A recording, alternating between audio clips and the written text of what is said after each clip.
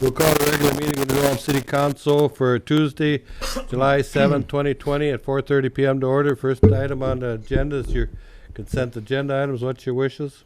I'll offer a motion to approve those. Second. We have a motion and a second to approve the consent agenda items. Any discussion on any? Seeing none? All in favor say aye. Aye. Opposed, no. Motion carries. We're going to jump way ahead to second last item, actually, or down. We're going to take on item 5.5, which is the New Ulm Baseball Association use of Johnson and Miller Park. I'll find it.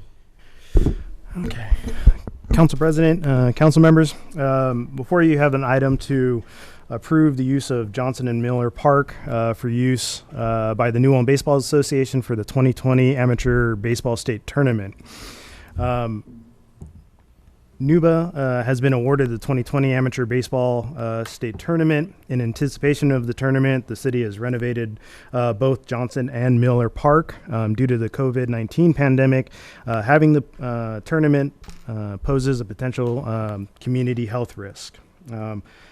At the June 20th, 2020 Minnesota Baseball Association board meeting, NUBA voiced their concerns about the potential community health risk, but NBA stated they are moving forward with the season and tournament. NBA has based this decision to move forward on the governance from the state on playing sports, which was the sports guide that was included in the packet.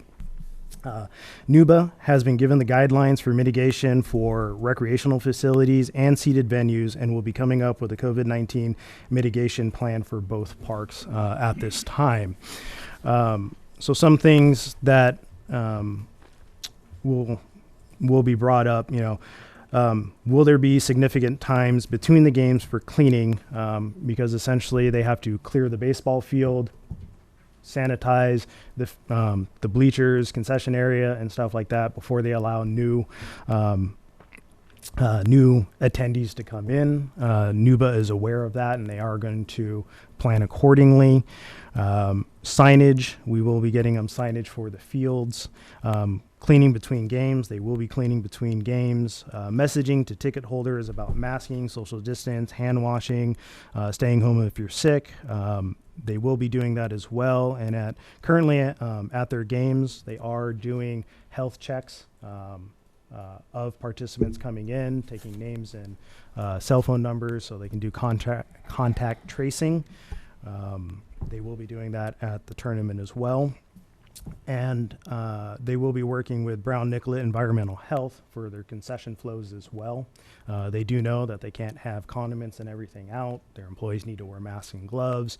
If somebody needs ketchup or mustard, they'll supply the packets individually.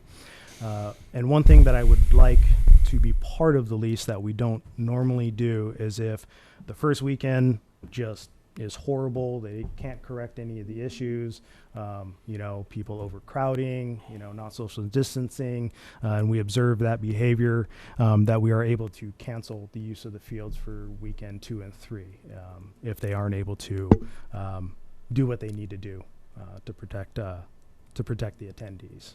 So at this point, I would like to open it up to NBA, NUBA, and Public Health to provide some comments.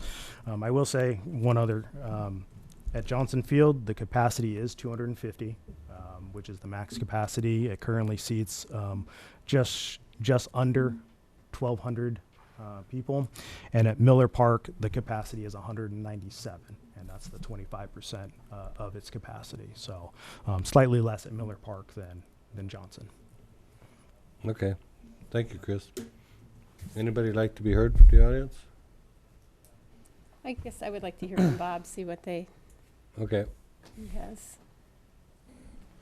Bob Skillings, President of New Ulm Baseball Association, 36 Woodland Drive, New Ulm. So we have had experience now. We've had a game at Johnson Park and at Miller Park. We're following a protocol. We're taking names and numbers of everyone that comes in the park. We're counting those that are coming into the park. We've set up social distancing around our concession stands. So, you have the X's that people stand by and go through. So we're trying to take as much precaution as we can in this situation. Our game last Wednesday night at Johnson Park, the first one in the new park, attracted a good crowd. We played Hanska that night, and so we counted 250 people and stopped at that point, and we had to turn away probably 75 to 100 people that were a little too late coming to the game. So, but I guess we recognize how important the health is to our community and those that are vulnerable in our community, and we're doing the best we can to mitigate that through our ballparks. Thank you. So Bob, and do you feel that you'll be able to control the people, control the crowd, do the things that you're being asked to do? Do you think that that's a doable task? Well, if we're at 250 come late August when we have the tournament, we will have quite a bit of experience based on all the games that we have scheduled in July. And yes, I think that we will be able to follow those protocols and put them in place. And how many teams will be coming to town? I believe the number is 64. Okay, 64 teams. And so that, they don't all show up at once. Right. The tournament is over 3 weekends. Mm-hmm. And so for instance, in New Ulm, so the third site is Springfield. And so there's roughly about a dozen games in Springfield and about 54 games in New Ulm, divided between our two parks. And so everyone doesn't show up at once. So Is the city of Springfield supporting it? as far as I know, I haven't heard otherwise. Okay. We've been in touch with baseball committee over there, on a daily basis practically, and there's been no indication about. Good. Bob, I heard that this first game that was a good game, and about 75, like you said, weren't able to get in. There was 250 that got in. The 75 or so that didn't get in apparently pulled up lawn chairs and sat outside the fence line, all crushed together, looking through the fence at the game, which, how are we going to control that? Because it really isn't your world, because you control what happens inside. But how do we control what's happening right outside? Because I have a feeling it's the same thing's going to happen. People are going to want to come to certain games and really watch. And we won't be able to do that 6 foot distancing because I don't know. I don't have an answer for that piece. And I don't know if you guys have thought about that or. Well, actually that night I went down there a couple times, and I guess I didn't see people crushed together. They did have some lawn chairs and some were standing, but there seemed to be, social distancing. Family members, as you know, Are going to be together, right? are to be together, and so there were groups like that. But my understanding it was down the sidewalk, on the lawn. Yep. I was there, Oh, and I okay. saw the same thing you did. I saw social distancing between Okay. a family group. I actually stood out behind the field and watched it from behind the fence. So there was social distancing, I felt, going on. So I didn't Okay. see That's that good to as a hear. problem at that time. It might be a problem that day. Normally, there's more of a fence, an opaque fence that you can't see. Is that going to be put up, or is it going to be left wide open like it was that I hear night? some nods I see a nod in the back that it's going up. Goes up with new fencing. The plan is to get it up for end of July. So the crowd won't be able to gather out there. So that they won't be able to see through. Okay. So screening, you're saying? Yeah, the screening, yeah. And those are a couple minor improvements that still need to be done at Johnson Park. Bob, can you shed a little light? Maybe do these people that are arriving in town, are they lodging here in town, or they're just here for the day and then they leave, or It depends on how far they come. Of course, teams are coming from all over Minnesota, so some that are coming longer distances, and if they have a later game in the day, they may be staying in hotels. But I would say, for the most part, teams, they come, well, if it were a normal time, normal tournament, you know, two teams will compete, and after the games, they'll kind of hang out and you know, be together with their fans, maybe near the park or outside the park, and then go home if they're relatively close. But it really depends on the distance. And of course, this year, there won't be that kind of moseying around anymore. You know, one concern some residents in this community have reached out about is just having the capacity for people to go out for dining, you know, at 50% occupancies and, you know, arrangements within our community, and how are we going to handle it? And, you know, just, and I know that's not in your control, but, you know, it's still, you know, recognizing that within our community, and how are we going to handle that? You know, The one item I want to bring up.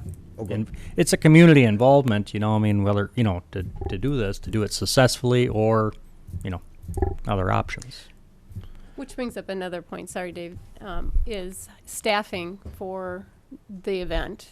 Do you think you'll be able to find enough people to staff the event that will want to work in that situation of, you know, working the concession stand, working the ticket booth, working, you know, or is the state association offering to send people to help with some of that? I mean, if you can't find staff locally. Well, I know that committee members that have been working on this ever since we were awarded it in 2016, there's several of our committee members that have said that they're not going to be able to help out during the tournament, which is unfortunate. But there's others that have stepped up, and I think that the call will probably go out, and we have a couple state board members here in the audience.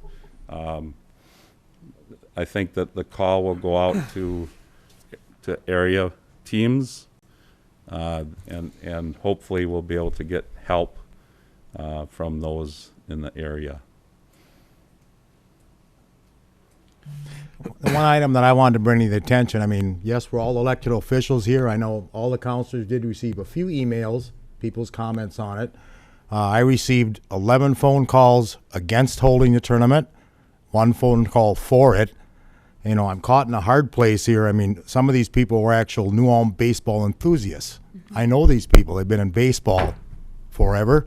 I'm in a hard place. I mean, should we bring this into the community? I realize the Baseball Association has countless hours, man-hours in this, money invested in it. Which route do we go? One question I have for Mr. Skillings is I realize that the attendance, it's going to be down. You're only going to be allowed to have the 250 and 190, whatever it was. Will you be all right with that? Or will you be like, man, we're in the hole, we're broke, just my own question.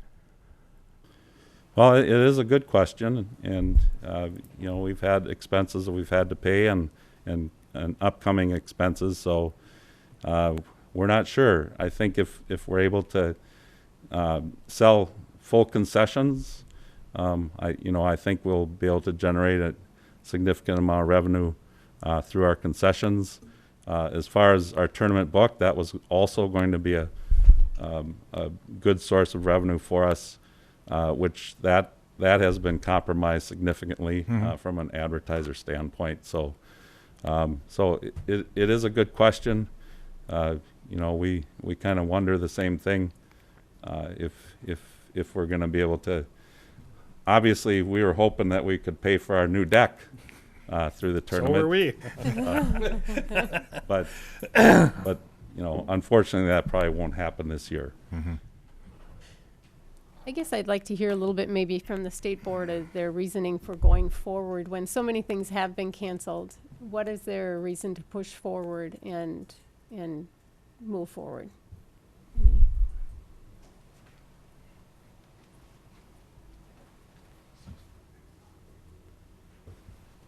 Thank you. My name is Fred Roofs. I live in Mankato. I'm the president of the Minnesota Baseball Association. With me is Dr. Mike Nagel from Bird Island. He's our secretary-treasurer. I was also at your ball game this week, and I was pleased to see the crowd. I was pleased to see the way they handled it. It was very professionally done.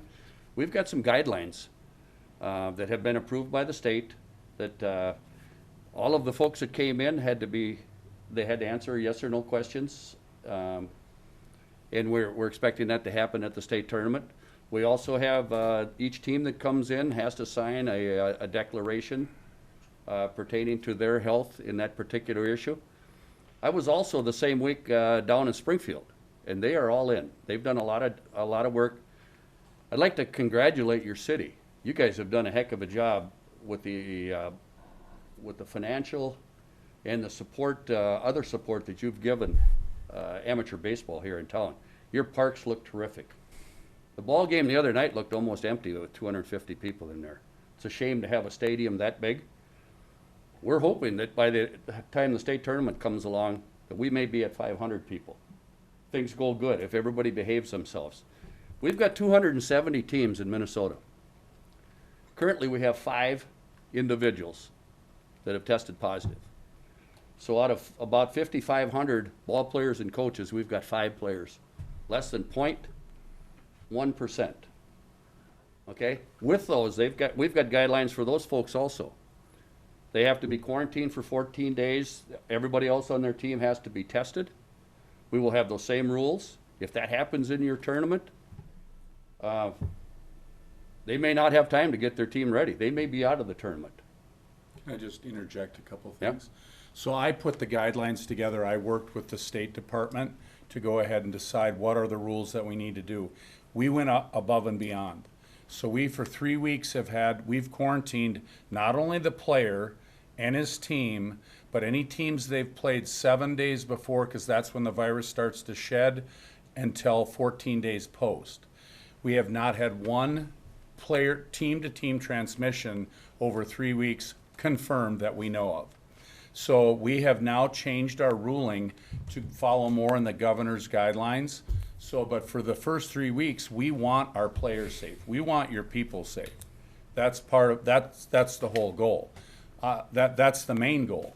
So we have now gone to where if a player does test positive, his team and he are out for 14 days. The player who tests is out for 14 days no matter what. The teammates can get tested, and it has to be the nasal swab, can't be blood work because that's not as accurate. And if they're negative, then they would be allowed to continue to play. We also are planning on making the teams, pardon the term, put them in a holding pen, sort of to speak, when they come to the park. Then when the other team moves out into their holding pen and the field is sanitized, we move the new team in. And if they want to stay, we have a beautiful football stadium field where we can utilize social distancing so they can stay around, and it's going to be a lot different. We've already talked about changing ticket prices so that people would come to a single game. The people that are waiting to come in won't have to sit there and go, well, when am I ever going to get in? We've done this. He's been on the board for 30 years, 26 25 years. Yeah. I'm a newbie. This is my 6th or 7th year.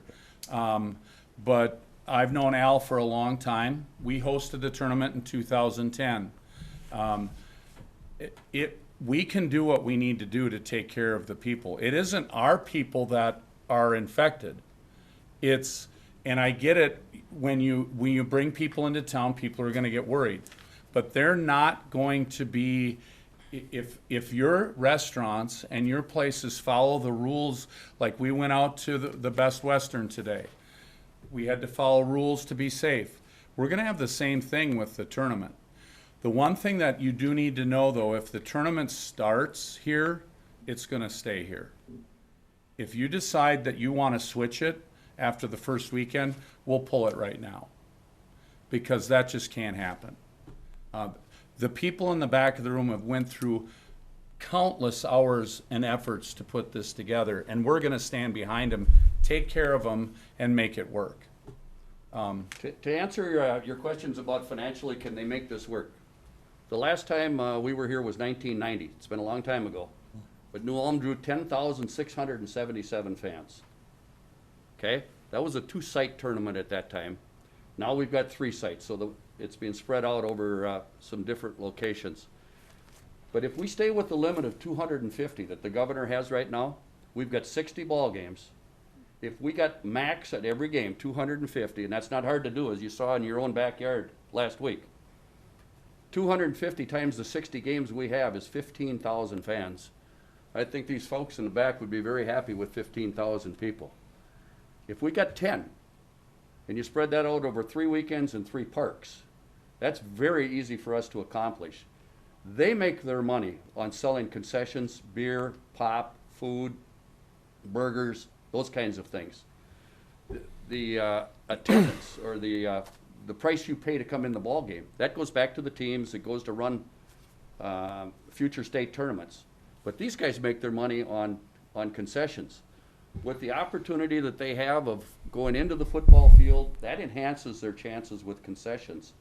And we also think that by changing the tickets maybe to an individual game, that will encourage those fans to leave those places, to let them get fumigated and cleaned up, get a whole new group to come in under safe, clean environment. I would suspect most of our teams and fans would not be sticking around town. We're just in a different world right now this year. So I would suspect most of those folks would be driving away. They wouldn't be staying. They probably will be eating at the ballpark rather than going down to your local establishments. And maybe that's okay for this year. The other thing that we can work on is your parks don't have the social distancing capabilities of Springfield. So if there's a specific game where we know we're gonna have a lot of people, if their park can hold more people, we can work with the NUBA to go ahead and get it set up so that that game is in the other park. That's our job, is to make sure that we get it set up so that it'll work properly. Obviously, they have to approve it because you guys are the host site. Springfield is just the third helper site, and we want to make sure that New Ulm comes out of this financially. They are going to be hurt from the ad book. That's just a given. I mean, any of you who own a business know it's been just tough, and there's not a lot of people out there willing to donate a lot of money, and that's a problem. Just to let you know, as far as attendance goes, there's only been, I think, in the last 10 years, 2 or 3 years, where we've even gotten 15,000 people. When we hosted it, we were at 11. And we bought $10,000 of pre-sold tickets in Bird Island through the city, paid for them to help boost the attendance. So thinking there's going to be people climbing over walls and fences is pretty ridiculous. We can control the people. And that's so we've set up things so before the game, the PA announcer reads, and this happens in every game in the state. We have worked tirelessly to try to protect our amateur teams. We actually opened before baseball was officially allowed because the League of Minnesota Cities that insures most of the communities said, you're fine, you're insured, we're good. You don't have any worries. The fans actually come, just like they do in Walmart. That's their own responsibility. The city has you have no legal responsibility. There's signs on the park that will say you come in here at your own risk. Where we have responsibility is our players and our umpires and our workers. That's who we need to protect. Obviously, we don't want the fans to get sick, but they choose to come on their own volition. It's their job to social distance, just like it is if you go to Walmart.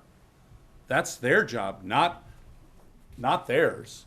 But what we've done to stop that is we've stopped games and say, fans, you're not doing what we've asked. We're not going to resume play until you social distance. Well, that works. It's very effective and it works very well. So we've got a month under our belts of how we've done this and how we can continue to get better. And I would be happy to answer any questions from anyone. He drove from Mankato, I came from Bird Island. I got nowhere else to go. I can stay here as long as you want me. I know the other people have stuff they want to talk about too. But part of our guidelines involve social distancing of the ball players in the dugouts. Yeah, even to the point where they may not all be able to be in the dugout. They can be outside, the dugouts down the lines. When they do the introductions before the ball games, you see the players stretching their arms out and there's more spacing than in the past. No spitting of tobacco or seeds. We're in a different world right now. but we're If- trying to be safe. Yeah, if you look at the governor's guideline or the Department of Health guideline, you have to be within someone's 6 feet radius for 15 minutes. Or if you're hugging or kissing them or you cough on them, okay? Well, even the players in our dugouts aren't sitting next to each other for 15 minutes. This isn't something that baseball players are getting from baseball players. It's baseball players going to bars, restaurants, tournaments, things like that, and then they aren't using common sense. And that's where we can come into this and say, okay, 2 weeks before the tournament, coaches, if your players are going to go out and do something silly, that kid we're going to have him tested, temperature, whatever the city wants, and maybe he won't be able to play. We can control that. So I'm not concerned at all about the players causing problems. It's afterwards out in the community, and those are things you guys have to decide. Thanks. Anybody have any questions for him? I have a couple. I looked at last year's report from Delano. They had a nice article in their paper, and they had 17,000 people at their event, and I think we would have hit 20 or 25. I no doubt in my mind. But just to comment on that, Yeah. the games this year in Little Bird Island, I'm writing a check to pay for the umpires. We've been making $1,000 to $1,500 a game because people want to come out and do something. I think if we do it right, we can kill this tournament because there's nothing else to do. People want to come out and watch. And we're not telling people you have to. If you don't feel safe, stay home. I know we're going to have a lot of discussion from some health folks here in a little bit too, but you know, the first tournament I think in New Ulm was in 1958, if my recollection's right, and we've hosted it a few times since, and we're a baseball community. I mean, we were waiting for this event. We planned for this event. We built that park, not strictly for this event, but that was the reason we targeted 2020 to have it done. And we're, like you have been saying, it is a little different situation right now. What happens tonight if we say no? We can't support it. What happens? Talk about that a little bit. I think, honestly, if New Ulm goes through and does the best they can and we get a lot of work and it doesn't go well, Al and I are friends. He gives me my umpires for our games. I want him happy. But if things go poorly with this, we'll have to go back to our board. We're only 2 of 7 and soon to be 9 members. But this isn't a threat or anything. We want to work. New Ulm, outside of Target Field, it's amazing. That field is incredible. It should be shared with people to come and see it. It's absolutely a wonder that you have that beautiful 2 facilities. Our players in Bird Island love to come down and play here. Sure. So what's going to happen? We're going to have to figure that out with our groups. Yeah. That's an unknown. I would say it'd be an awful shame with all that you've put into those 2 parks not to be able to showcase those 2 parks this year. I mean, it's a splendor in Minnesota. We've got some great facilities in Minnesota. And part of the reason we have great facilities is we move the state tournament around. Mm-hmm. And it's been way too long since we've been here. I agree. Last. And we've had great experiences here. So, And you've hosted with different teams, which means that you've had the ability to cooperate with your communities around you. And those communities around you are willing to help with whatever you need for manpower.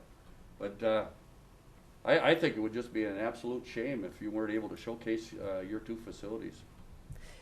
so if you would decide amateur baseball couldn't go on with their tournament, would they just kick it down the road a year and push everybody out a year of holding it? I mean, if we couldn't hold it here this year, and just for the health concerns, you don't know what it's going to do in the next month. No. You know, we don't know. All of a The sudden, governor we could could shut get it there down. and Yeah. it could get Right. shut Yeah. down and stuff. So is the plan then just to kick it down the road a Well, year, and then right we would just now- have it next year, or? Excuse me, we've got, the next 2 years, we've got commitments. It's gonna be in Chaska and Waconia next year. And then Faribault and Dundas. Faribault, Dundas, and then the next year after that is our 100-year 100th, anniversary. yep. And that's gonna be a special election that we're gonna have So our next opening would be 2024. That doesn't mean that we couldn't come back and do something different with those other folks. New Ulm is bidding for 2023, I believe. No? Yes? I thought you were on the list. Yeah. Yeah. I just feel like that, you know, a lot of things with COVID has screwed up a lot of plans that I would think as an organization, if you couldn't hold it and it, you know, it has caused so much disruption, you would just, like so many things, just kick it down the road a year. And, Yeah. you know, I know you say you have 2 commitments, but we also had expectations of, you know, funding our expansion down there. And this, you know, this is really going to be probably a limited financial, you know, who even knows if they'll come out even. We hope that they, you know, that it's a profitable thing for them, but. We are too. We're hoping that they're gonna have just an extremely good tournament. And, you I know, think we moving can- forward, we yeah. gotta stay positive on that. Yeah, if everyone stays positive and continues to work and it doesn't go well, we're not here to go, well, too bad, see you later. We'll figure something out. As far as just moving it to next year, I can't answer that because Waconia and Chaska, they may have a lot of people that have already committed dollars to next year's tournament with different ideas. We would have to check into that and see. It's, as you know, it takes a lot of time and effort to put this together. And a lot of dollars. So while I respect what you're saying, I don't think I can just, without going and talking to them. Now, if they would say, look, we can back it up a year, it doesn't matter to us, that's a possibility. But that's, right now, we're having a tournament this year. And it's just a matter of, and we need to know tonight if we're having it in New Ulm. I thought we had solved this when we were here in June, we had a meeting with the Baseball Association. And that, I thought, went very well, and they said, yep, we're ready to go, let's do it. Well, we have a lot of planning and things that we need to get ready too. So, you know, we need to know where New Ulm stands with this. I agree. As well. I'm going to just touch base. You know, once it was announced, you know, once they voted on it, I received a couple calls, you know, and then I reached out to Chris, our city manager, and I said, you know, we need to educate the public, you know, because the public's in our community, they're concerned. How are we going to be prepared for this, you know, and handle everything? So I said, you know, it should be on the council agenda, you know, for a yes or a no, and how we're going to, you know, educate the community and how we're going to proceed forward here. And, you know, I think as a community, we have a right to protect the community, you know, for their health concerns. You know, I reached out to Dave Borkett, our emergency management, you know, a week ago, you know, and he's concerned, do we have enough, you know, the hospitals, you know, there's this protocol, you know, just, I was doing a little due diligence, I guess, you know, to make sure, how do we handle situations like this? And it's a big decision, you know, and I received a call last night, and I received 3 more messages today, you know, on my answering machine at home, plus numerous on my cell phone and with texts and messages too. And the residents are concerned in the community about bringing an outcry of people into the community that might not be healthy. You know, you can say that you got your baseball teams, they've been checked and everything else, but, you know, we still bring a lot of extra people, fans and things of that nature into the communities. And the big thing is, how are we going to handle the crowds, you know, and the community wants to know. And it's going to be a learning curve here if we would proceed with this. I know that some of our health inspectors will talk about this, but you know, Blue Earth County's got 479 cases, and Watonwan's got 234, and Nicollet and Martin got 169, and we're lucky. We have 31. Numbers are good. We have 31. And that's why I think people want to protect. And so that's why we're all getting the phone calls and the emails. And so it's something that we have to weigh when we make this decision tonight as well. So. And sometimes it's difficult to do the tracing back, but even on your 31, you probably have 1 or 2 hot spots that those 31 people came from. I know in Mankato, they had this last outbreak, and they geared it back to 2 businesses. And they were local businesses, and one of the local businesses had 38 positives, and 32 of those 38 were also at the second business also. Right. Okay? And so it's, Right now, it appears that our younger folks aren't making good decisions. And I think the thing that you guys can be watching is see what these guys are doing at their ball game. You saw what the first game was, how they were going through the protocol, how they were doing the checklist. I think all of that is positive. And you've got time to watch those folks. And if that's not happening, you need to visit with those folks or visit with us. And we could be the hammer in that particular case also, but they want this tournament probably more than we want this tournament. And they're gonna do whatever it takes to make it be a safe and a great experience. Part of their legacy is there. Yeah. Part of your legacy is there. Sure. You got two fantastic ballparks ready for people to come and see. We wanna make them safe for you. Thank you very much Thank for you. coming in, giving your input. pleasure. We appreciate it, really. We really do. This is Tom Borgen with the Newham City Attorney's Office. Is it feasible to perhaps sell the tickets ahead of time so we're not turning people away? You have to have a ticket to be there. Is that something that could be looked at? Did you hear the question? Selling tickets online or Sell whatever? Pre-sale tickets? Yeah. Yes. So talking to that microphone there. We have discussed that, but we're not at a point yet where we can say, yes, we're going to do that. One of the things that we're thinking about, if that does happen, let's say that we've got Ada and Fairmont coming into your community. They're coming from two different directions. If we pre-sold 125 tickets to each group, then that would be the end of it.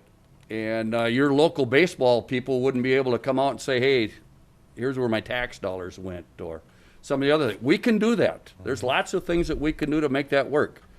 The other thing we talked about is in game one, while those people are watching the ball game, we can be pre-selling for game two from the people that are showing up for that particular game. So anything's possible. If that's a deal breaker, we'll figure out a way to make it happen. Okay. Thank you. Thank you. Tom, does that answer your question? Oh, yes, thank you, sir. Okay. Anybody else like to be heard? Yes, the health. Go ahead. Name and address just for the record. I'm Karen Moritz, the Brown County Public Health Can I Director. talk to the microphone there? Yes. Karen Moritz, Brown County Public Health Director. You want me to take this off? Might be easier. Actually, my address is 487 Marvin Boulevard in North Mankato, but I do serve the County of Brown, which includes New Ulm. So, and we're just here to present a public health perspective. I'm Jamie Brand, 60559 Valley Hills Drive, New Ulm, Public Health Supervisor. So our responsibility is to protect the community. I think you all know what our responsibility is, and we've been working very hard to do that in Brown County. I am not saying we're responsible for our low numbers, because I think that it goes to everybody. I think everybody has pitched in to do that, and including, of course, the residents in Brown County. And I do want to clarify that our 34 cases, 34 today, are not from one thing. They are completely scattered and not, there's a few that might be connected, but it's not extreme by any means. So that is not necessarily the case. I guess our concern is that as Councilor Schultz did point out, I did read a little bit about this. I was getting numerous calls. We got several today as well. I'm not sure how many. I think there was 4 or 5 yet today. But we've been getting numerous calls from the public as well, very concerned about this tournament. And that I don't follow baseball any longer, because I don't have my children at home anymore, and I probably should, but I don't. So I had not paid that much attention. And so then I began to do some research. And I did notice on that there was 17,000 people attended a tournament. And when I divided that by 6 days, it came out pretty high. I don't know if it's 6 or 7 days total if you do. 3 weekends, Correct. So I assume that's 6. not 10 days. Oh, you do Fridays. Friday, Saturday, Sunday, Friday, Saturday, Sunday, Friday, Saturday, Sunday, Monday. Okay, that is helpful. Thank you. Yep. So it just concerned me that as we bring that many people into a community, even though I know that they are following the rules here about making sure that the capacity is correct and that there's social distancing, is if there's 500 people that come for a game, and we're only going to seat or bring in 250 into that particular game, how do we handle the rest of the community without advanced tickets? So that was one of my thoughts or suggestions as I looked at this. If there were advanced ticket sales, then people maybe would, if they knew that, they wouldn't just come necessarily. They'd have to have a ticket to attend. I did go today and look at both fields here in New Ulm. I did not drive. I have been to Springfield before, but I did go look at the fields, and I will say, they are absolutely phenomenal, and they are beautiful. And of course, I understand the need and desire to show them off 100%. I would love to have that happen. I think many of our venues in our community are beautiful, and they would have loved to have been shown off at weddings and funerals and et cetera this year as well, and that hasn't happened either. So I think I think we would love to show off our beautiful festivals all summer too, and we haven't been able to do that as well for these very same reasons. So I would just like to recommend that if you are going to do this, that there are some very serious thought processes that go through with this. Advanced ticket sales. I would like you to consider more signage. I went out there today. I don't know if there's signs somewhere put away, but there weren't any inside the ball field. There was just one on the outside of the gate, and that's all that was there. People are going to blow past that. The gate's going to be open. No one's going to see that. Consider how that's going to be. I think you've got the experience now letting people in, so you know how that goes, that they're not let in and at the same time as people are getting out, that is completely separate, and that those games are spread enough apart where people are off and then they come in separate, just like has been mentioned. I will tell you, cases are increasing in the state of Minnesota. We saw another little, hopefully it's a bump, it'll go back down, but we are seeing the 450 now to 550 to 600 again, that we hadn't seen for a while. That is across the nation, we're seeing those, and really the only explanation for these surges in cases is opening up things and people being in large groups and not masking and not doing those things, and that is why we're seeing the surges across the country. Maybe Minnesota's exempt. Maybe not. If things don't change, I don't anticipate the governor opening things up because of what has happened across the country.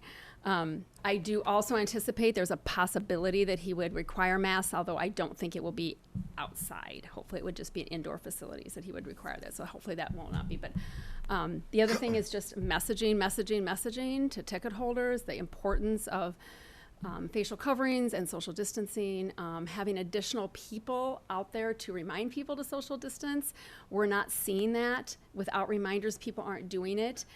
If they have a face covering on, and if they're of any age at all, including myself, and you're standing 6 foot from somebody with a face cover on, unless I'm standing here intently talking to you, these conversations are hard to hear, and people just tend to gravitate towards each other. So we are seeing that a lot in large groups, and we know that our cases around us are based on large groups, and Blue Earth has had that similar situation. So we're asking for that, and of course the Brown Nicollet would be helping you with concessions. With concessions, keeping those people 6 feet in line, I think, is going to be the biggest challenge, and keeping that distance between those family groups in line, and that's going to slow down your concessions quite substantially, I think, to have that and to work through that. With those amount of people, but you have experience, so maybe that's not happening. Maybe your concessions have been well attended and well utilized, even with that social distancing. So those are some of the thoughts I've had about this. Again, with thoughtful, I know you may have it, and I would certainly like to be a partner in how this works and how this moves forward if you do decide to have it, so we can kind of keep all those things in place, again, to protect the community. I know they're doing everything they can to protect the players. I'm very impressed about the 5 throughout your ball field. We're not seeing that other places. U of M has a higher percentage than that, and there's some athletes that are back already practicing.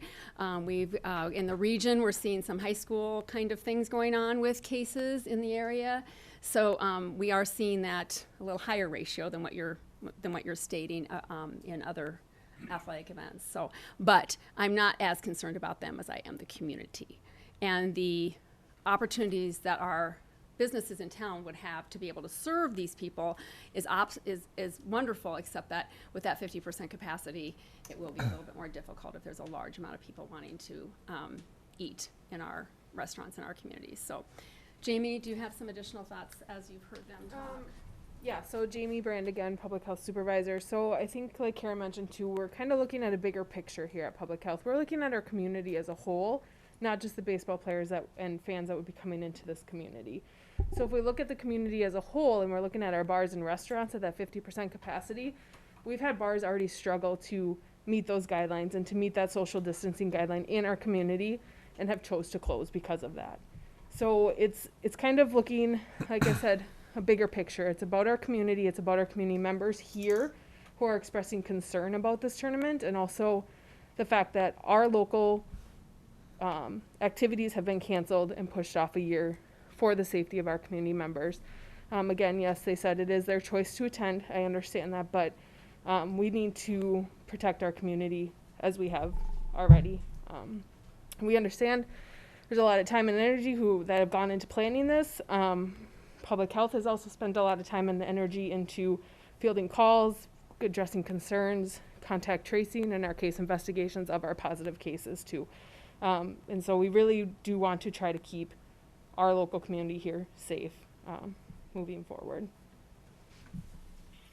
Questions for us? Thank you. Can I just say something? Yeah, step up to the Just for mic. Clarification, we have had 14 teams have a player positive. Now, there are 5 currently that are okay. on quarantine. Okay. Total of 20 players. Waterville had 4, one other team had 2, everyone else was a single case. All of those people were at an event together when they came, and that's where they got it. So over the summer, we've had 14 teams, 20 players, and now we still have 4 or maybe 5 that are on quarantine.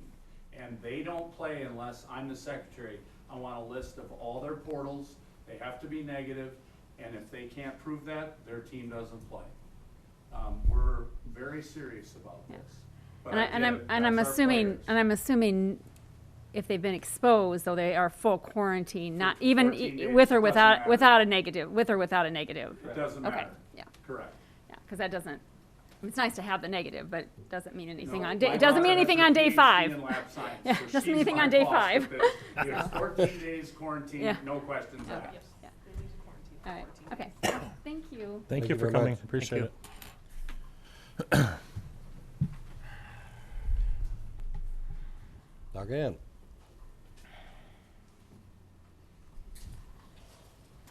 Hi, I'm wearing my mask, but so that you people can hear what I'm saying, I'm going to take it off. And my name is Ann Vogel, and I live at 516 South State Street. And I have quite a few decades of experience of living in this community. Most of my professional experience in medicine as a primary care physician has dated from the 70s, and I know the community very well. I also know that we have a large number of at-risk people that are in long-term care facilities. We have a large long-term care facility, Oak Hills. We have assisted living. We have memory units. We have a lot of vulnerable people. We have a lot of group homes. Some of those people have disabilities. Most of these people are not going to come to the ball field. And I understand having a passion for baseball, and I get that, and I know we have a wonderful facility, but I don't think the bottom line has something to do with money and a facility. I think that baseball being here this year is not a life or death situation. I think exposure to the population that's vulnerable could be. We are a smaller community. We have a very good medical facility. We have limited resources. If we get overrun with cases that need to be in an ICU or have to spill over into surrounding regional or metropolitan facilities, we're going to be in big trouble. A lot of work has gone into protecting people. I would love to see the ball team and all the tournaments be here today. I know how hard people have worked. I think that the risks far outweigh the benefits, and I wouldn't like to see us giving permission to allow that risk to potentially be there to hurt some of the people who are most at risk. So I've listened to everything that everybody has said, and I understand the passion that's behind wanting the tournament to be here. I would love to see everybody welcome you at another time to the facility. It's going to be here, it's ready. We have another facility called the Outdoor Amphitheater. A lot of things can't happen there, even if the structure is built right now. We canceled many festivals already just to protect our people. And we can't be assured that everybody who comes here, including people who live here, will use common sense. That's just not normal behavior. Kind of kicking over the traces once in a while is kind of easy. And in a certain age group, it's even easier. And most of the people coming to the ball games, and the people who are players are going to be wonderful people, and they're going to be in an age bracket where common sense probably isn't going to be enforceable.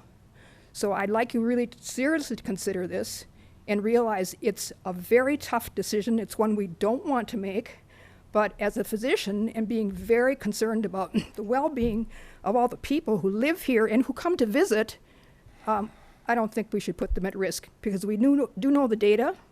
The state of Minnesota is very fortunate to have good public health people, not only locally. We have Mike Osterholm, everybody knows about him at the university, Jan Malcolm, and we have a governor who is really paying attention to a lot of data, because that's what's going to drive our decisions. And this is a moving target every day. The behavior of the virus is changing, and we can't say today what's going to happen by the time all of these ball teams are here and what we're exposed to. So thank you, everybody, for your efforts. I appreciate it, but I hope that we and our representatives will definitely use common sense when they come down to making a vote. Thank you very much for your time. I appreciate it. Thank you. Thank you. Thank you.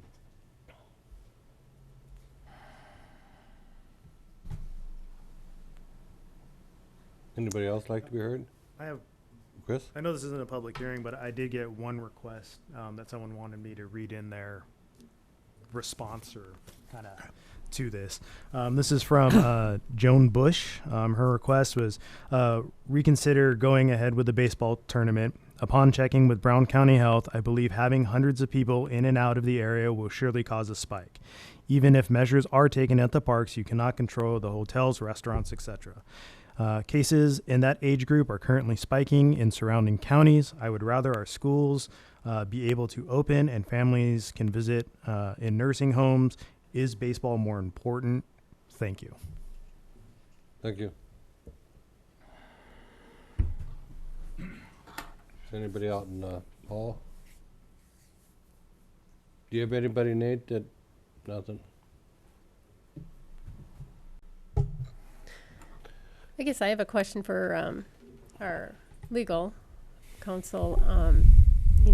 What is our role in this? We have games going on at other parks. I saw softball games going on at other parks, and social distancing and young families sometimes doesn't happen very, very well.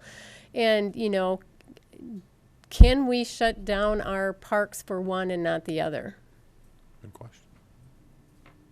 In my opinion, this event is a little different. I think for reasons that have been stated. The state has given us, as of now, provided guidelines. As some have commented, who knows if those will change. We are hearing that the baseball tournament is going to be following these guidelines. However, at the same time, it's going to be bringing a lot of people here from all over the state. And I think it's a tough decision. I don't think there's any question about it. But I think that this would be a different event, that it could be treated differently than local teams or for example, youth sports. Thank you. I don't know about everybody else up at the table here, but I'm like a rabbit. I'm up and down. I don't know which way to go. And it's just, I've heard so many positive comments, negative comments, and it's really a tough decision. But in the bottom of my heart, I know it's the best thing for New Ulm. Honestly, I do. I think New Ulm needs to. And I really believe we need to get this virus over and get on with life. I really believe that. But on the other hand, I can see the other thing of bringing all these teams in here and causing harm to the community. It's a tough decision, and I guess I what the people from the state had to say. I really believe in what our Bob Skilling said. I think it has a possibility of really working. You know, if you're running the teams now, and you're going to have a lot more experience in the next 5 to 6 weeks, that something like this could take off and work. You know, if all the protocols are put in place. I'd like to, if all possible, see something like this for the city. I think it would be a big benefit. We're probably not going to get a lot for our restaurants and places like that, but I think we'll get something. And anything is better than nothing. They've been starving for months, you know. My 2 cents worth, but I'm going to give my comment. I mean, again, I've been a baseball fan my whole life, played baseball in New Ulm. Again, our baseball association, fantastic asset for the city of New Ulm. And yet the comments I received today from people and whatnot, I mean, I'm an elected official. We're supposed to represent people, citizens of the community, of our ward. I'll let you know how I'm going to vote when it comes up. I'm caught in a hard place. I mean, I get it. Citizens of New Ulm, I represent them. I get the baseball. I get the state baseball board. Great for community. I don't know which way to go. But to answer your question, Dave, negative comments are very easy to receive. I mean, 12 years I've been on here, you get a lot of negative comments. Those are easy for people to call in. You don't get a lot of positive ones, believe me. So that part is for us to decide and what's best for the city. And right, I understand that. It is difficult. Tough. I think I'm on the same boat as you, or both of you. It's like I think I bounced back and forth between yes and no about 10 times in the last hour.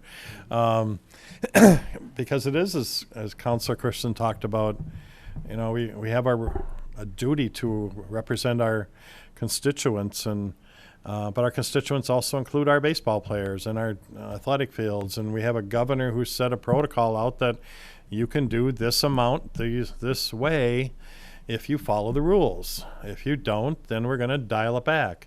Things are starting to increase, so even if we vote tonight to go ahead with this, it's very likely the governor could shut it down based on continued increases. I don't know. None of us know that yet at this point, but they're certainly doing that in other states. They're already dialing back, and hopefully that doesn't happen, but it could. And I'm sure that's a mess for you guys to try and play along on that trail. But so yeah, I don't know yet either. Lisa, I usually do. I usually have a strong opinion. What's your opinion? Just attending the game, seeing what you've seen. I've attended a few games, and I think they're pretty low key, and people do kind of keep their space. But there are, like they said, people will come up and talk to you or talk over your shoulder. You know, stand behind you and talk. You know, so it's just trying to be mindful.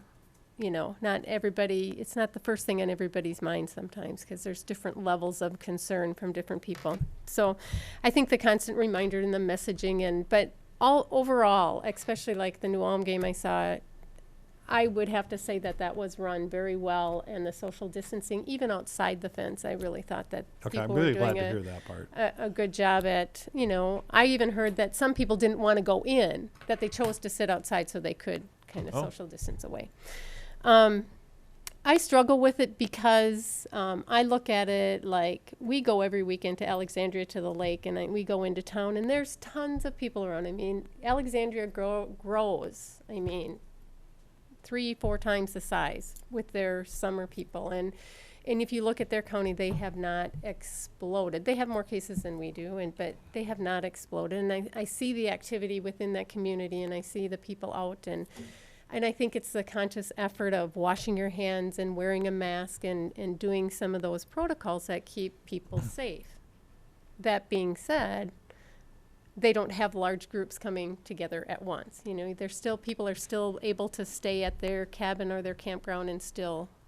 But the thing is, as they stated, I don't think we're going to have 3,000, 4,000, 5,000 people right in one spot, because at one time, right. The games are spread out. So you're going to have your 250 for this game, 250 for that game, and you're going to have it in 3 different locations. So I don't think we'll have the congregation in one place. We'll have the people over a period of time, yes, which is good. But hopefully, you know, they got a plan, and some of it's been working, that maybe it can work. like you made a comment, Alexandria is benefiting from it. Do we really want to kick something down the road and maybe never had an opportunity for it? I mean, we spent a lot of time and energy to get that park up there to show it off, you know, and it's just, I don't know. I got a question for Bob. You know, the state baseball folks talked about what they've done so far as when they saw people were not appropriately social distancing at the park, they were stopping the game, spread out, or we're not going to play. So that's what's happened there. Is that something that we can feel confident is going to happen at our ballpark during this event? I think so. I think we'll have several people that will be involved in the. Can I get better than an I think? I mean, I need that. Yes. Thank you. Okay.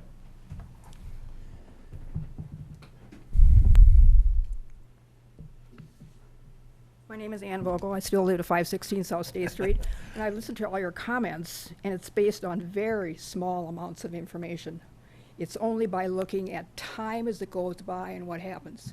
If I was sitting someplace where I was representing constituents and the health, and it seems to me people in government are there to try and protect the people who are there for whatever reasons. We have a lot of information that shows that there is a risk for what you're talking about, and you kind of fluff it over, and it's going to be good for the community. This community will survive even if we don't have the tournament. We have people who have can-do attitudes.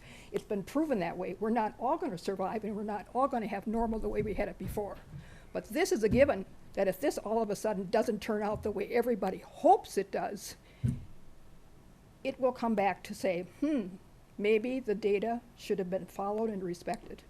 And we can't say, you aren't going to be looked at as people who are irresponsible. There are going to be people who are going to be upset and angry because of the decision you made. But if you do it for the right reason, I don't think that should make any difference to anybody. Thank you once more.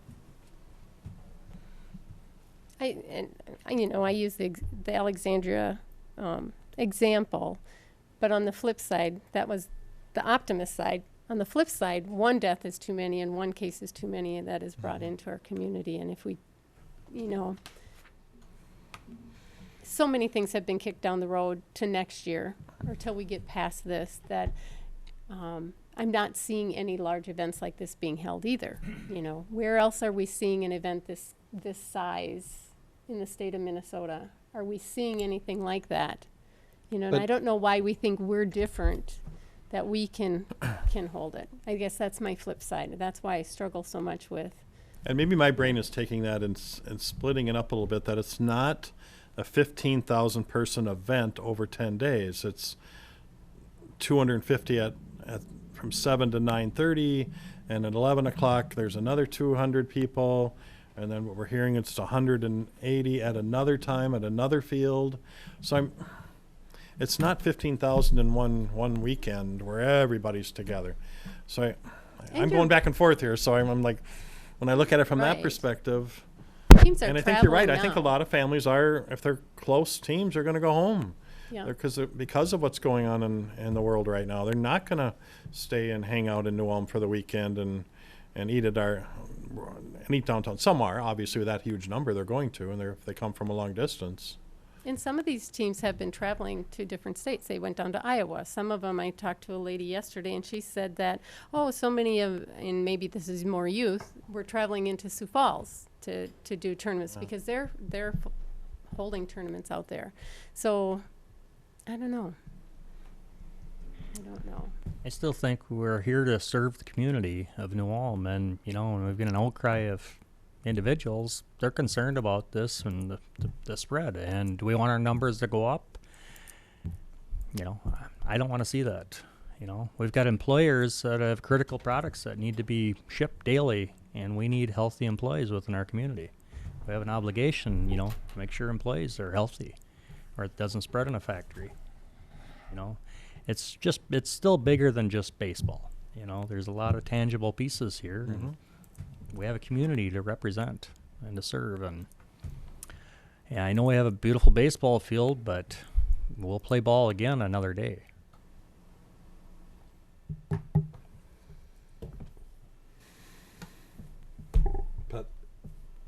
we're still playing ball, you know? Yeah, it's You not drive like it by the hasn't. parks and the ball games are going on. So Yeah. we'll accept that, but we don't want to accept the tournament because I know we're pulling in 50, 60 teams, you know, and it's a whole different ball game, literally, you know. Again, Mike Nagel from the Minnesota Amateur Baseball Board. A lot of the B games are less attended, where there may only be 100 people at the game. So if we alternate games and do things, we can keep that pretty well. There are some teams that are going to bring, there'll be people that there'll be more than 250. And we're going to have to figure out how to do that. I've been working with this for a long time. In fact, Bird Island came to me and said, why aren't you playing? Our city is insured to take care of it. We want our park to be used. And I totally get the doctor's concerns, but we're not causing cases to go up. We're outside, we're following the rules. That's a scare tactic that is just not happening. Those places in South Dakota, they're not coming back infected with COVID-19. It doesn't happen like that. I actually got an email from the Attorney General's office when I decided, or the board did, to open amateur baseball. I was to turn in my computer, my phone, all records to the state because I was committing a felony by opening baseball. I called Mr. Llewellyn. We had a very nice chat. I sent him the 3 letters we'd sent to the governor's office. And in 3 days, he called me back and said, the Attorney General's office feels that this is a suggestion. It's not even really a rule.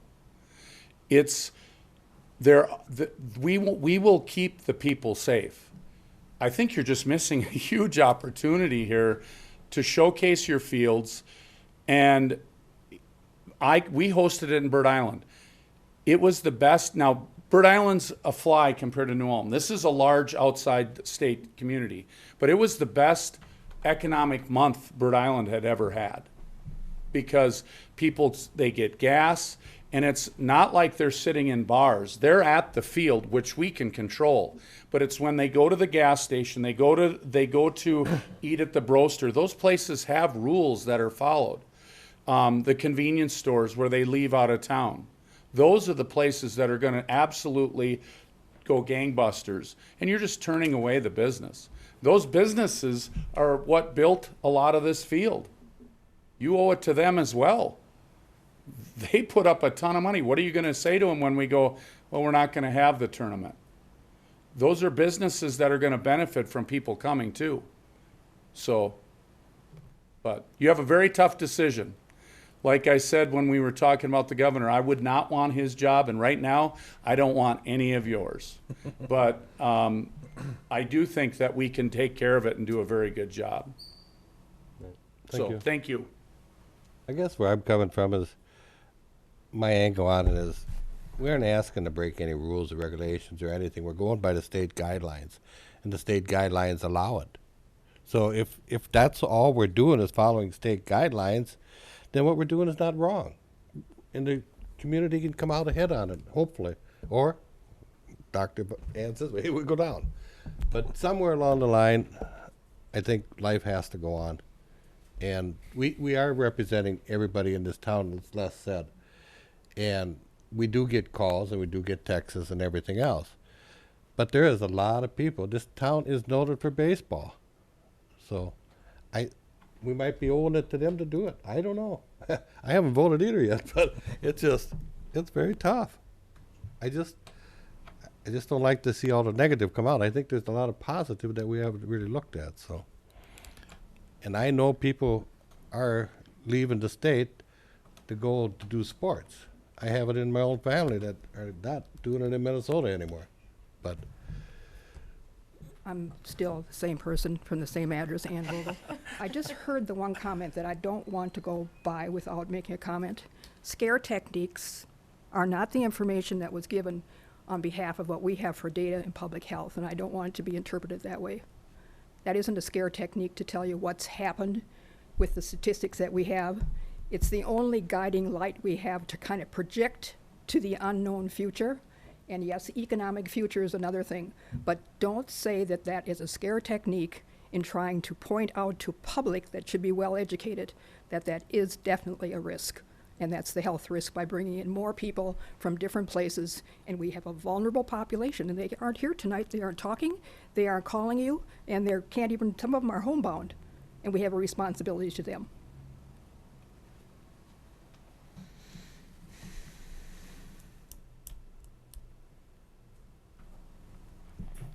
Tom Borgen again. I note from the agenda item that we've not seen a required preparedness plan. Is there any timetable as to when that might get done? Go ahead. Mike Nagel from the State Board. We have a COVID-19 preparedness plan and a COVID checklist that is being updated weekly, sometimes even more, and we can certainly share that with you. And it's going to follow the latest directives. Some of that stuff is changing as time goes on, but I don't have a copy. It's on our state website if you want to look at mnbaseball.org. On the main page, there will be, here comes one right here. And if there's things that you feel from a health standpoint or a legal standpoint that need to be changed or addressed or added, I'm sure that's something that we can do. We're not a men's league softball group. We're a very organized group of people that have done a lot of work to take care of our people, our towns, and our players. So if this passes, that's something we could share with our public health department to get their viewpoint on? We need their help. If we're going to do this. If they're willing, I mean. Yeah, it's up, I mean, if they want to, but I'm not a public health director. I'm an eye doctor. That's their area. But I will certainly work with them as the board to do what we need to.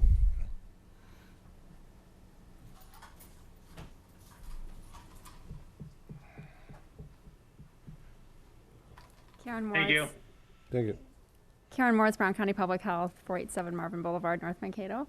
I just would like to say that even though I don't necessarily recommend this, and I'm a public health director, and I think you can assume why I wouldn't recommend having this, if you choose to do it, we absolutely would like to be involved and to try to see if we can develop a plan more specific, maybe than their regular games, because again, if they don't do advanced ticket sales, I really anticipate a lot more people coming and not getting into the game than 200 or 250 or 190 or whatever it is at each field. So I am concerned about that.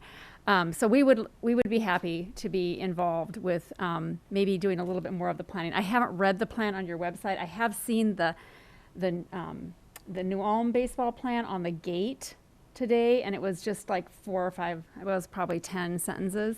So I would like to see if there's more to that than just those 10 statements. That maybe we could make it more specific, but we would be happy to help. So thank you.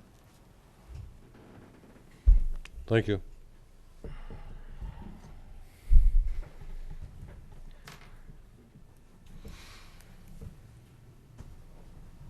We got a decision to make.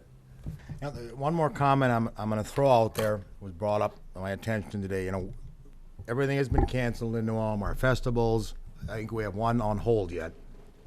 Herman Fest. I mean, the fair's been canceled. Everything else has been taken away. In my mind, it's still sticking. I represent the citizens of New Ulm, but a few of our baseball enthusiasts in New Ulm contacting me today is still swaying me to the left side not to have it. That's probably the only thing out of all the testimony I've heard today that's sticking in my head. Some of our base people, I'm not going to use name, baseball people, don't think it's wise to hold the tournament. That's what's sticking in my head. I have to say that too.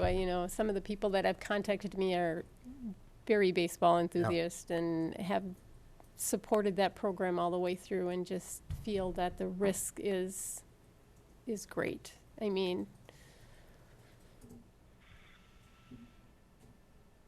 Yeah, I too have had several baseball people, fans, of the community, and they say, is it worth the, taking the chance, at this point in time? They would rather not see that in our community.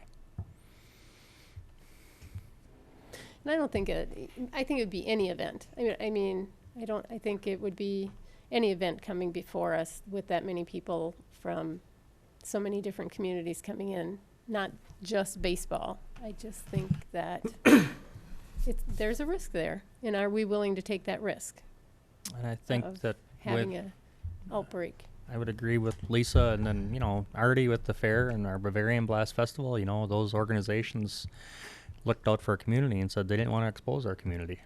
And, here we have this before us tonight, And do we want to expose bringing in a...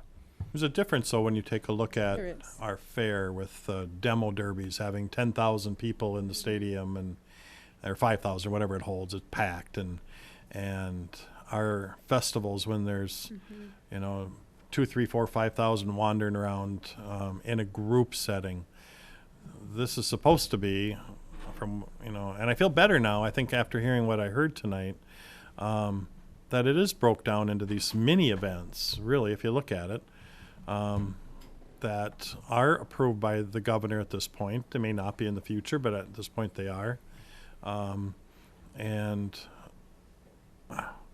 it, with a understanding from our state baseball people that are here tonight, and Bob Skilling, strong yes, that I feel comfortable in voting yes for this tonight, which I'm kind of surprised I'm saying that, but. I guess I'm gonna get back and pick on Lisa. I like doing that, but anyway, what you went and seen a couple times. I haven't. I have no clue what happens over there, whatever. But anyway, you were comfortable with it, and basically that's all we're gonna see throughout the day. The same thing, just repeated. So is it all that bad? And some will be less than what you saw because if they're smaller towns. Right. So I mean, I'll see what happens. I'm going to go ahead and offer a motion to approve Johnson and Mueller Park by the New Ulm Baseball Association for the 2020 Amateur Baseball State Tournament on the condition that the health plan, or what's the plan called again? COVID preparedness. The what? COVID preparedness plan. COVID preparedness plan is worked on with our Brown County Public Health, and that the state and local baseball association do their due diligence to make sure the rules are followed while they are in the stadiums. How's that? sounds good.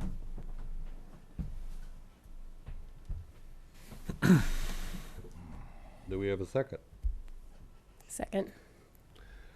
We have a motion and a second. Any more discussion?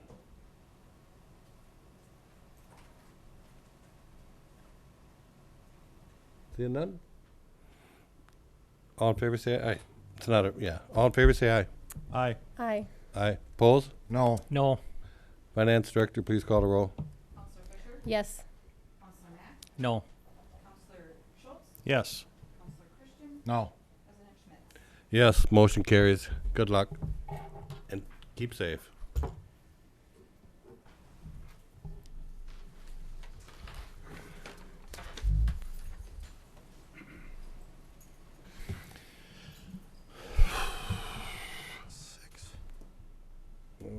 Okay, now we'll go to license and permits, 3.1. Bingo and raffle gambling permit for the New Ulm Area Catholic Schools, and that is, I didn't bring it up here yet. For October 10th, 2020. I'll offer the motion. Second. We have a motion and a second. Any more discussion? Seeing none, all in favor say aye. Aye. Opposed, no. Motion carries. Item 3.2, gambling permit for the Church of St. Mary's. And that's for September 27th. I'll offer the motion to approve. Second. We got a motion and a second. Any discussion? Seeing none, all in favor say aye. Aye. Aye. Aye. Opposed, no. Motion carries. Item number 3.3, tree service license. That's for Randy Quality Tree Service. I'll move it. Second. We have a motion and a second. Any more discussion? Seeing none, all in favor say aye. Aye. Aye. Opposed, no. Motion carries. Item 3.4, liquor license extension to the outdoor patio, and that's for Garibaldi's Plaza and Smiley's Tavern. I'll offer the motion to approve. Second. We got a motion and a second. Any more discussion? I did have a question on this one. Is there a reason that August 31st is picked? I mean, there's still some pretty nice days in September. Why wouldn't they want to go through at least September 30th? But It gets into the weird realm of semi-permanent versus temporary patios at that Okay. time because it's been an extended amount of time, first due to COVID, so these are extensions. yeah, So we'll take a look at it again, again with so they September. potentially could extend it again. Yeah, I would say till probably the end of September. But potentially Plaza Garibaldi's might be looking at doing a permanent patio at that time. So it's, again, still holding true to a permanent or a temporary without doing a permanent because that just That's why I don't know if I triggers want them different to come back for one whole month, or would it make more sense just to approve September tonight? rules. You could essentially do that. I mean, they did both Smiley's. They didn't and request it, but They did request it, but if you wanted to extend it to September, I mean, that's. I guess it's already in a motion for they can come back. But I would just like, it's still pretty nice in September. But I'll just leave it. Any more discussion? Seeing none, all in favor say aye. Aye. Aye. Opposed, no. Motion carries. Item 3.5, temporary on-sale liquor license for the New Ulm Baseball Association, and that is, of course, the tournament. I'll offer the motion to approve. I'll second. We have a motion and a second. Any more discussion? Seeing none, all in favor say aye. Aye. Opposed, no. Motion carries. Item 3.6, temporary on-sale license for the New Ulm Chamber of Commerce for Crazy Day event. Just one quick do you want to hold off on this item and actually talk about Crazy Days first and then approve it? So you kind of approve both at this, not at the same time, but approve the event and then approve the liquor license? Oh, I suppose we could do that. So then we'll just skip that one. We'll go to, or you want to grab the other one first? Makes me. Up to you. Let's just go on. Boards and offices. 4.1, establish a three-way stop control at the intersection of Minnesota Street and Center Street. I guess actually all we're going to do is add one stop sign on Minnesota Street. Go for it. Mr. President, City Councilors, Joseph Stadheim, interim city engineer. The Safety Commission tackled this item at the January 2nd Safety Commission meeting.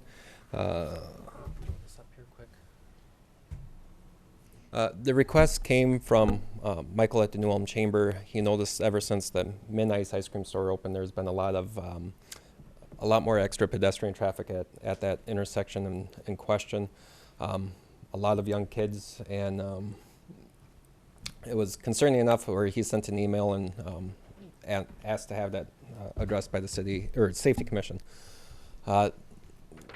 Discussion with the Safety Commission really revolved around the loadings, traffic loadings, and pedestrians loading at the intersection don't meet the standard, I would guess don't meet the general requirements for to warrant a stop sign at the location, but we don't have a traffic study to reflect that data. The Safety Commission discussed it quite a bit and ultimately chose to recommend installation of the three-way stop at this intersection. Some other items of note are, it does get a lot of pedestrian traffic. The vehicle speeds tend to be lower, but every once in a while there are higher vehicle speeds at the location as well. The other item of note is the westbound traffic coming up Center Street in this direction. There is a little bit of a sightline issue if you're looking for that oncoming traffic as you're heading west. So that was another item that the Safety Commission wanted noted too, is that would help with that slight sightline issue at that location as well. That was really that was the items that revolved for discussion at the Safety Commission meeting, so I'd be happy to answer any questions you may have. Any concerns or complaints about doing this from anybody you've talked to? Everybody we spoke to or that spoke at the meeting was in favor of it. So, okay, even the chamber people. Yeah. I strongly support it. It's a big intersection too. Yep. Yeah. It's a wide intersection, and that if you look at the entire corridor, so if you go up to 3rd North and look, that would leave one kind of uncontrolled intersection at Second North, but that I feel is maybe not as congested as this intersection. How soon would you have the signs up? And as soon as the street department personnel can take care of it. Okay. So, and I just want to add, along with that, we'd put up one additional do not enter sign on that light, and then the rest of the stop signs in the area would be signed appropriately to indicate a three-way stop, as opposed to just a two-way stop it is now.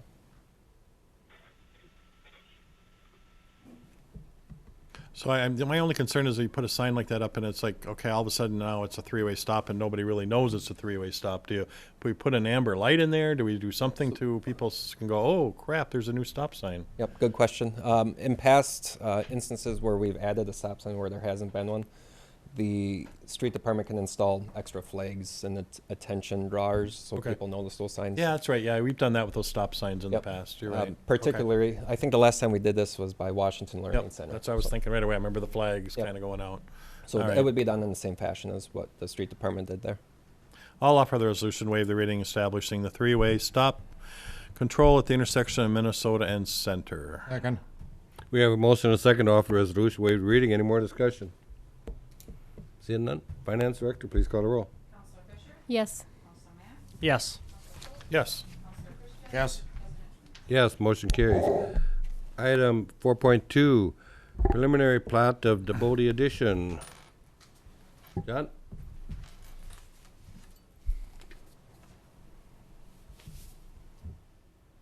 Good evening. John Isley, planner with the City of New Ulm.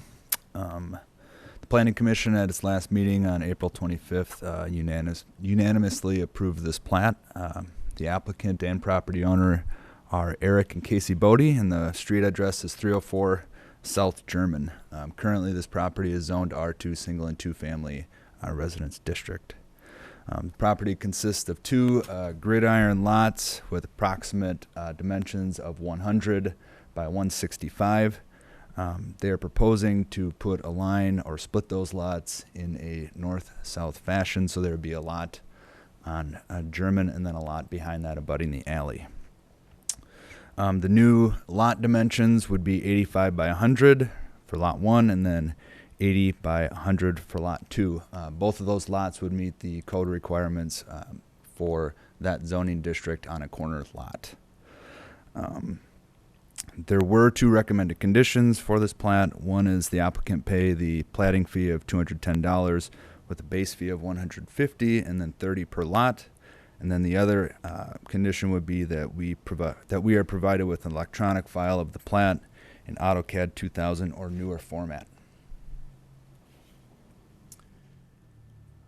I'm going to just add from the Planning Commission, we had nobody complaining about this. This is something we've done in the past. We've got a similar example on 4th South and German where the lot was split. And so it's a pattern that we've done within our community. It's consistent. So with that, I would, Dave, if you want to speak. Being that we've done this numerous times, splitting those lots up, just motion to approve with the conditions, the preliminary plat of the Bodie addition. Second. We have a motion and a second. Any more discussion? Seeing none, all in favor say aye. Aye. Aye. Opposed, no. Motion carries. Item 4.3, preliminary plat of the Herman Monument addition. John?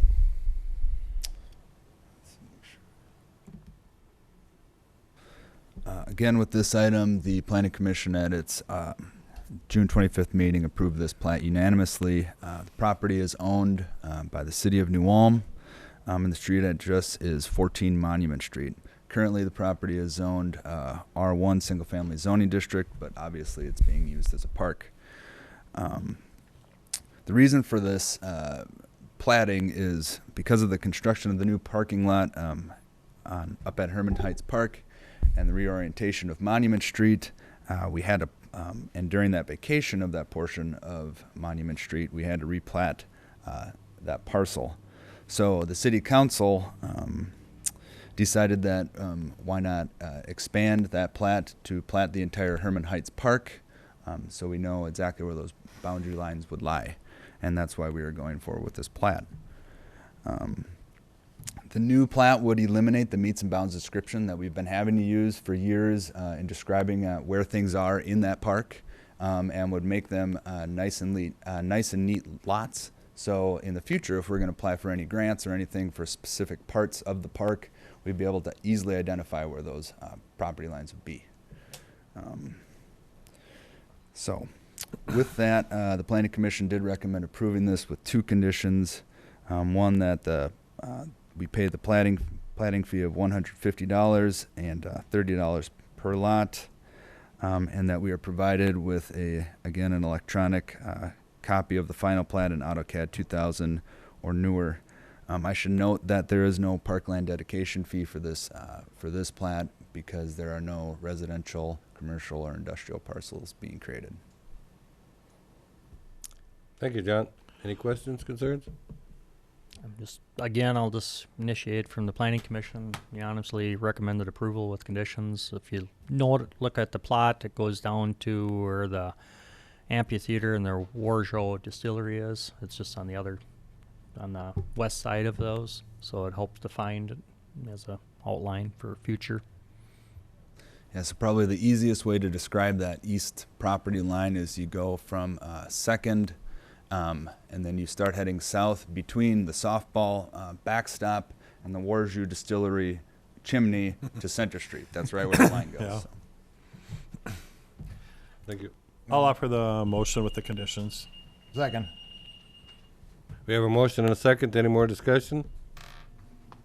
Seeing none? All in favor, say aye. Aye. Aye. Opposed, no. Motion carries. Item 4.4, preliminary plat of Hyman Addition.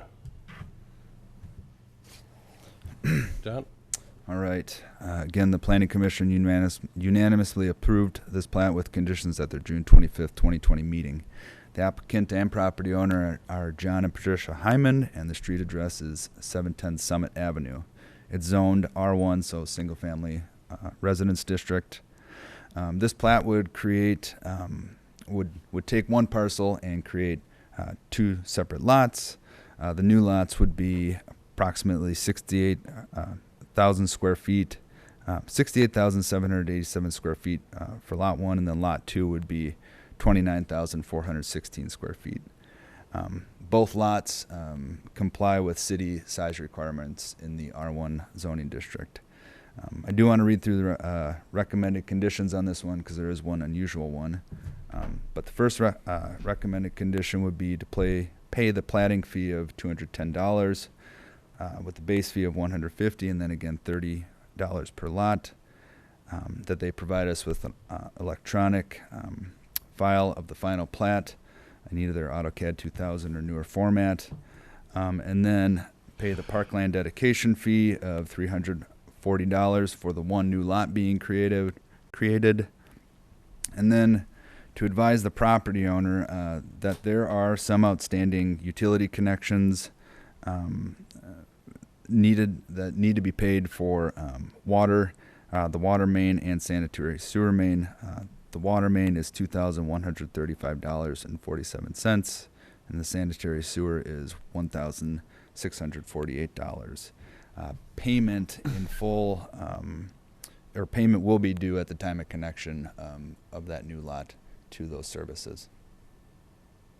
Thank you. Any questions for John? I'll just note from the Planning Commission, recommended approval. It's consistent with what we've done in past, and someone's going to have a nice lot. Motion to approve with conditions. Second. Preliminary plat. We have a motion and a second. Any more discussion? Seeing none, all in favor say aye. Aye. Aye. Opposed, no. Motion carries. Item 5.1, partial closure of North Minnesota Street for Crazy Days, and that's for Friday, July 24th to midnight, and Saturday, July 25th. I'll just give a brief overview, and then I'll turn it over to Michael Loof from the Chamber. So they've submitted an application to close Minnesota Street for Crazy Days. This is in conjunction with the Chamber, the Downtown Action Team, and the New Ulm Business Retail Association. Attached to the agenda was the right-of-way application. The closure will be overnight, and they also submitted their COVID preparedness plan. And then I'll let Michael go over what the event is and how they plan on doing things. Thank you, Chris. Council President, the city councilors, we have an opportunity to help businesses downtown and in the city of New Ulm in general. And I think when we start thinking about planning events, health is at our top of mind. And just like you heard from the Baseball Association, we're following the same protocol from the state that you just heard. In addition, we're not doing it just 2 days. It's actually extended this year. That first Wednesday, Thursday is for at-risk residents that want to go shopping or that need additional assistance. So Wednesday, Thursday, they'll be getting the same Crazy Day deals as they would on Friday, Saturday. So that's something to talk about. The closure is basically for a gathering of crafters.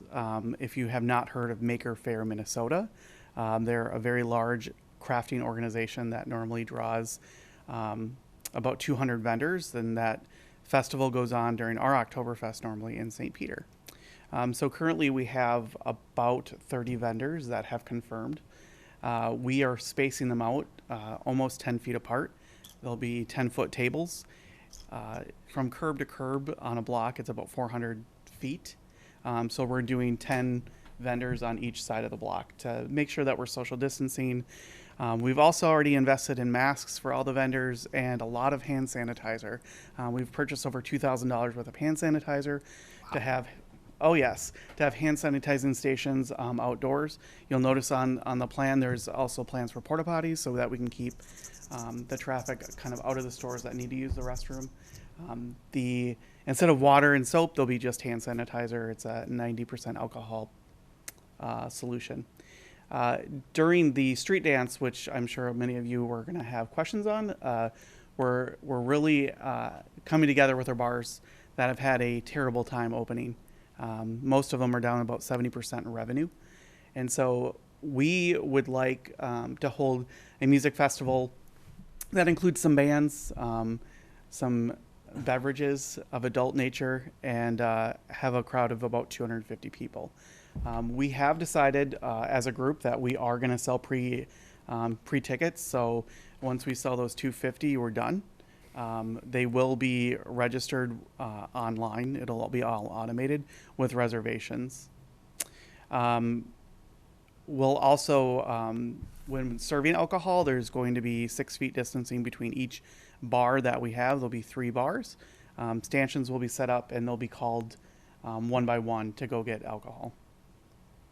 And I would like to note that there are many cities that have already done this. Waconia, Stillwater, Alexandria, like Okoboji did last night or 2 nights ago.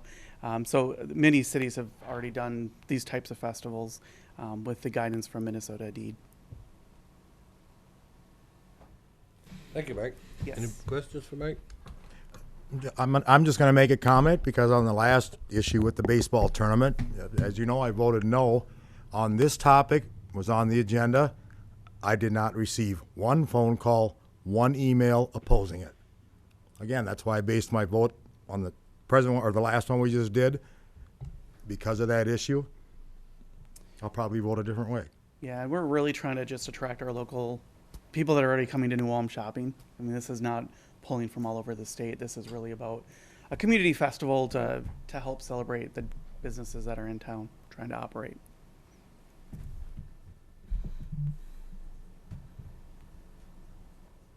Anybody else? Any questions? I think it's a good idea. And I think it should also be known, we haven't made this public yet, but we are asking nonprofits to come down. So you'll see the Optimist Club is down there with their cheese curds. Yes. There are other organizations that have already reached out. That's kind of our point, is to have those type of food vendors, the nonprofits that have not been able to do their normal fundraising. So we'll have them on the street as well.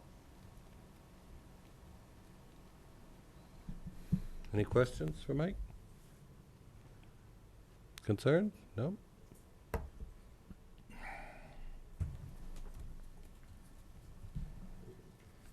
That entertain a resolution. I could.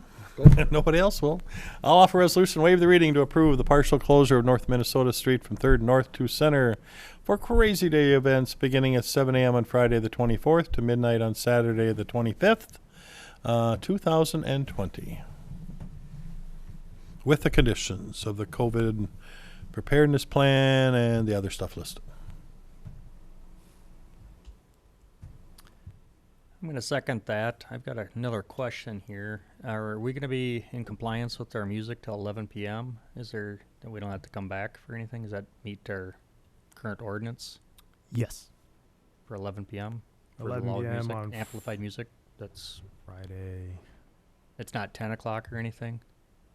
That I'll would have be to a question double- for Tom, maybe? Yeah, I'll have to double check that. Tom, do you I have think it is recall Tom, that? you have that right up, ready to go. I just right? don't want him now. If you have that, Les, I'll go with you. Yeah. Yeah. Yeah, and if it does, we can bring it to the July 21st meeting for Sure. the variance. Yeah, So it just- we'll double check with Tom, and we'll get it on the agenda if we need to. Yeah, because I know in the past we've had some public hearings and Right. stuff for loud amplified music, not that we overlook it, and, just on that aspect, so. Any more questions, concerns? Do we get a second? Yes. Yeah. Oh, yeah, you second. So- Finance Director, please call the roll. Yes. Yes. Yes. Yes. Yes, motion carries. Now we're gonna jump back to item 3.6. Temporary on-sale liquor license for the New Ulm Chamber of Commerce Crazy Day event. I'll move it. Second. We have a motion and a second. Any more discussion? Seeing none, all in favor say aye. Aye. Opposed, no. Motion carries. Item 5.2, New Ulm Fire Department service for the Flying Dutchman motorcycle hill climb, which should be on August 30th, 2020. I'll move it. Second. We have a motion and a second. Any discussion? Well, I Been just doing think, it for many years. yeah, and I just think that we're starting to see activities come back to New Ulm. We just approved three Yep. Right. activities, so it's good to see.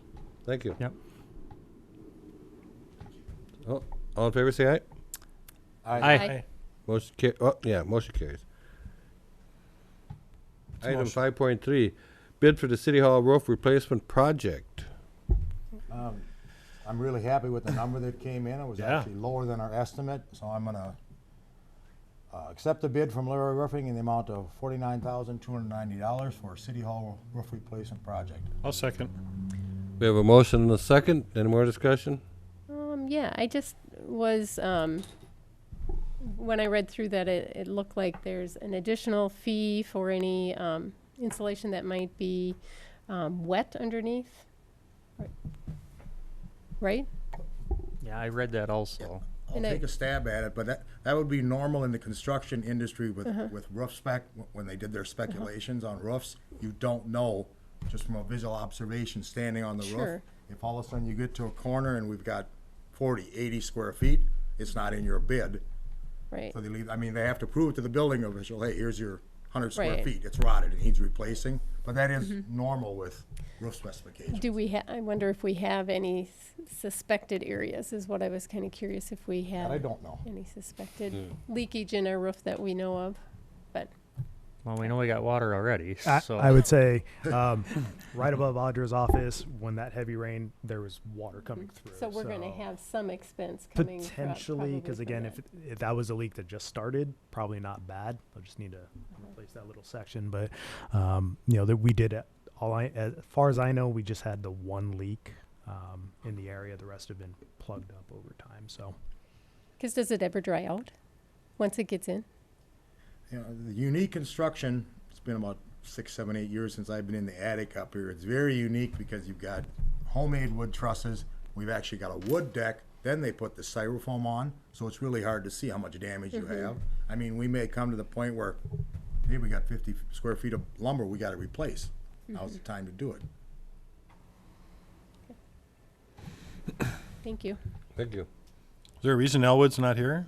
I think with a. just limiting the number of people here, and again, it was most of it because it was below what the estimate was. I felt it was easier for me I to think sometimes when handle it. it's a large bid that we should have them here in case there's questions, but.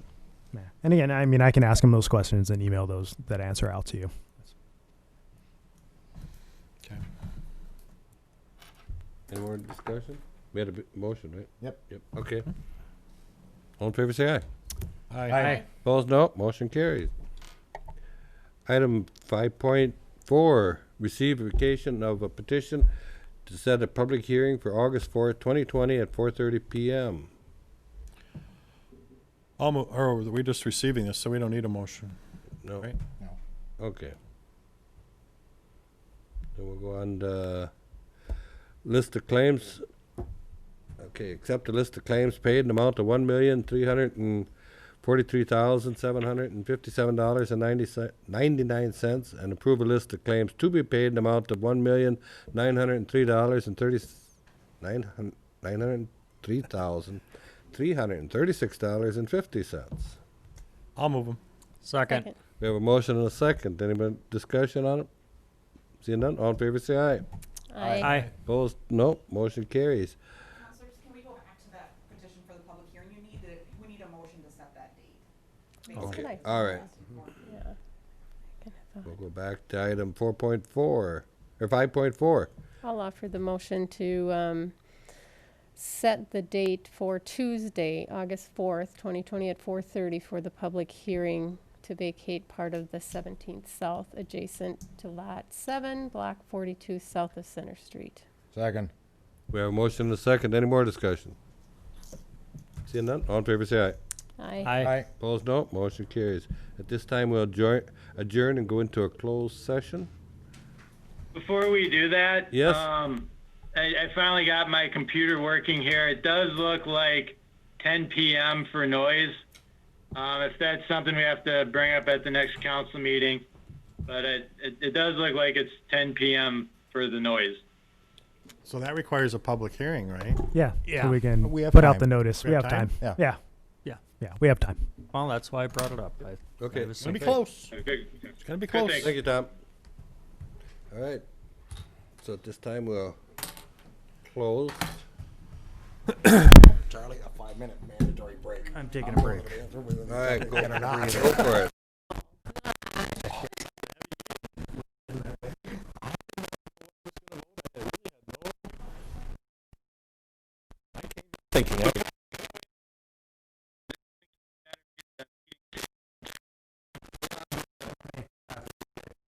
We lost everybody.